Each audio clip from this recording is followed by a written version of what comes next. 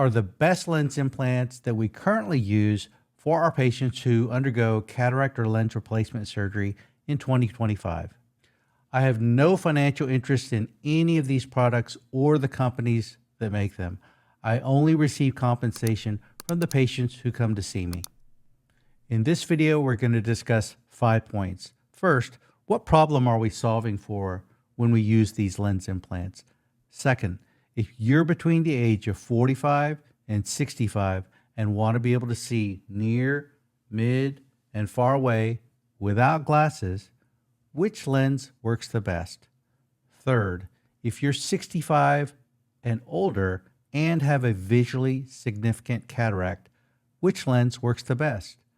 Number 4, what is an extended depth of focus lens? And when should you consider having an extended depth of focus lens? And number 5, what is the light adjustable lens? And when should a person consider having the light adjustable lens? What are its strengths and its weaknesses? So what problem do these lenses solve for? We're born with a lens inside of our eyes that's clear and has a great ability to refocus from far to near. Invariably, as we age, the lens in our eye will change. It'll grow stiff, lose its ability to refocus, and then it will grow cloudy, which we call a cataract. So in the next 2 minutes, I'm going to show you a brief video that explains presbyopia and the development of visually significant cataracts. If you already know this stuff, skip ahead 2 minutes. The eye focuses like a camera. The cornea and lens focus an image on the retina. When we're young, the lens is clear and flexible, allowing us to focus effortlessly from far to near. Invariably, as we age, the lens inside our eye grows cloudy and loses flexibility. As the lens undergoes these changes, we lose our ability to focus from far to near, and usually in our mid to late 40s will experience eye strain when reading and begin to use or need reading glasses or bifocals to focus from far to near. This aging process of the eye is known as presbyopia and is one of the early symptoms in the process of developing a cataract.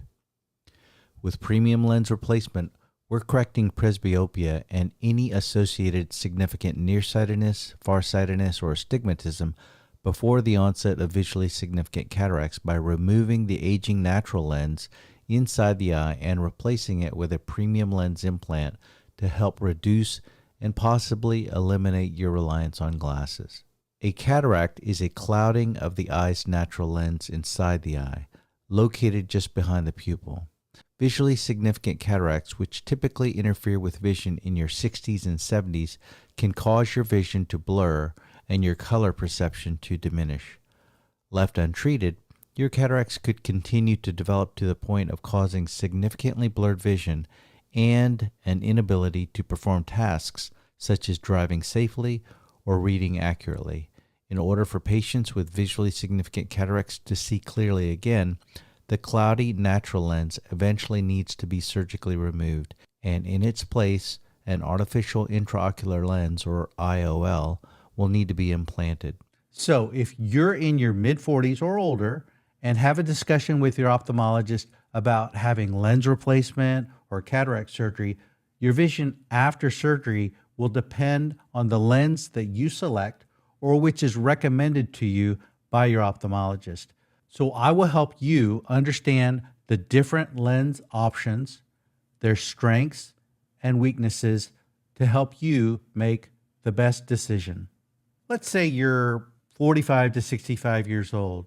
You're young enough that you don't yet have a visually significant cataract, yet you need bifocals to see near and far, or cheaters to see up close, and you want to have surgery to correct your vision so you could see like you could when you were younger without glasses and see near, mid, and far away, then premium lens replacement is your best long-term surgical solution. In my experience, all 3 of these multifocal lenses work well for 98 to 99% of patients. but they all have their unique strengths and weaknesses. In my experience, the multifocal lens that consistently delivers the best overall quality and range of vision with the fewest side effects in 2025 is the envista Envy multifocal lens. Here's a comparison chart on these three multifocal lenses for your review. On May 25th, I posted my review of the Envy multifocal lens after implanting it for my first 200 patients. Please click the link below if you would like to watch that video. On April 8th, 2025, I started using the PanOptix Pro multifocal lens. To date, I placed the PanOptix Pro into only 18 patients. So far, all of the PanOptix Pro patients are seeing great near, mid, and far, but it will take another 3 to 4 months and several hundred patients with it to determine how it compares with the Envy and Odyssey lenses. I'll post a formal review of this lens, the PanOptix Pro multifocal, later in 2025 when I've had enough time and I've placed this lens into at least 200 patients. Now let's say you're 65 or older and have symptoms of visually significant cataracts such as glare around oncoming car lights when driving at night, inability to see clearly with or without glasses when reading or looking at screens, difficulty reading in general with or without glasses, and you want to have cataract surgery to improve your vision, then we will ask you 3 key questions about how you want to be able to see after surgery, or as I like to say, we'll begin with the end in mind. Question number 1, are you motivated to improve and optimize your vision and reduce or eliminate your reliance on glasses? And are you willing to pay out of pocket for a lens implant that will help you see well far, mid, and near without glasses? If you say yes, then we usually talk about multifocal lenses. For most patients, multifocal lenses give great vision near, mid, and far without glasses with 2 limitations. You will see a halo around lights at night due to the design of the multifocal lens implant. The halo is not bothersome for 98 to 99% of patients with these lenses.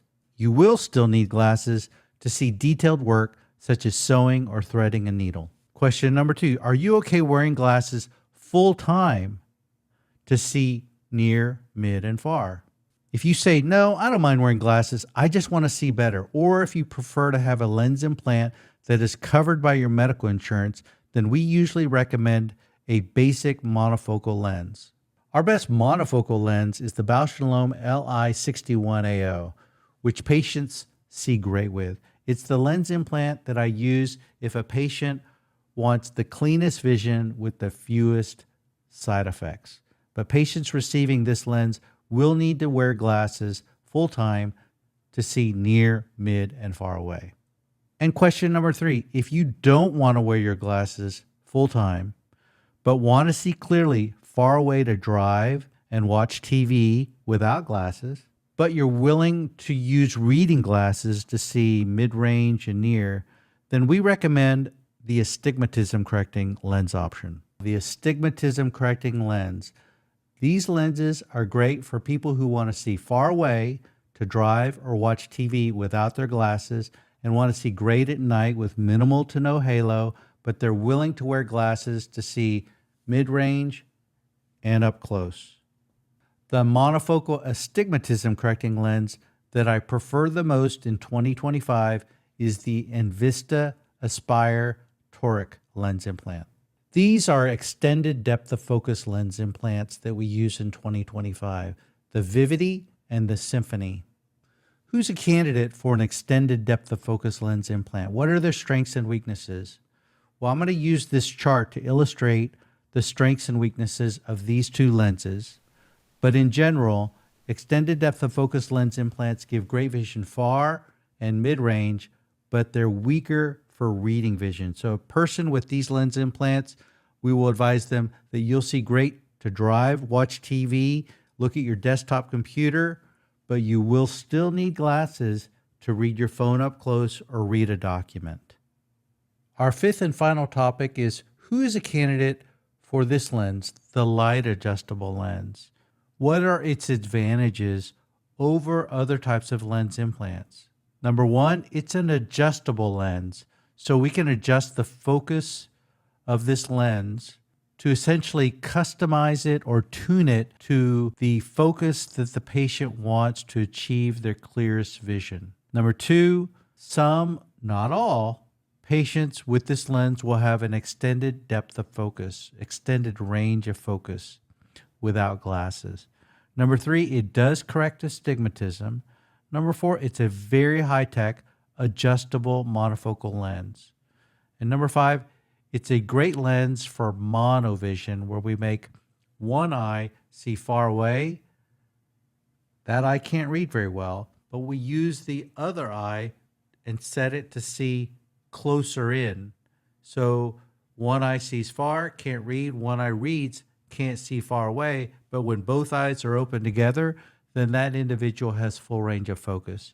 And the light adjustable lens is often used in that situation, called monovision. It's also known as blended vision.